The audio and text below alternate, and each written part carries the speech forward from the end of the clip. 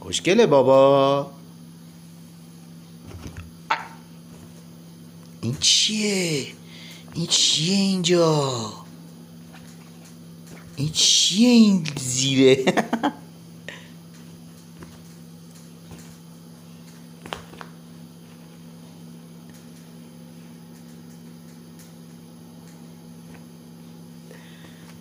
بذار ببینیم این چیه اینجا.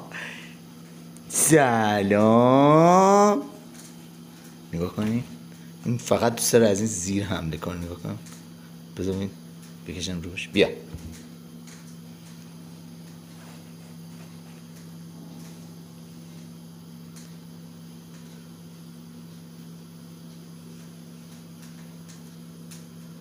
آی پرو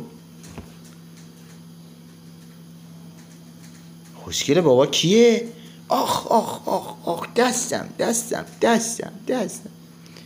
رانی کوش. چیکو رانی کوش بیا اینجا بابا. چیکو بیا. بودو بیا. چیکوی بابا. چیکو بودو بیا. ببین رانی چی کار میکنه.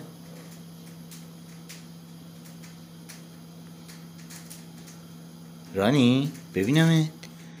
این خوشگل باباستا. ببینش. نگاه کن ببین چه جوری چنگ میندازه. چی کار میکنی تو؟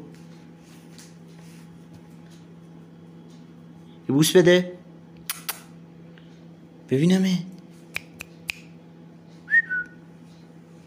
فرار کرد رفت. درود بر شما. امیدوارم از این بازی امروز رانی و چیکو لذت برده باشید. البته چیکو که بچه شیر باباست همینطوری میگیره میشینه برای خودش. دومشو نگاه کنید چه شکلی شده. چیکو بودو بیا اینجا پیش بابا. بودو بیا اینجا. بودو بیا. بودو بپر بیا بالا. بودو بیا بالا. آخیش ببینمت. آخیش ببین. نگاه کن. خدا وکیلی چهره مظلوم اینو نگاه کنی. بذارین میذاره چهرهشو ببینیم. ببینمت. اوه چه چهره مظلومی داره شیر بابا. اونم اومد. نگاه کن. فقط دوست داره بازی کنه. اشیتون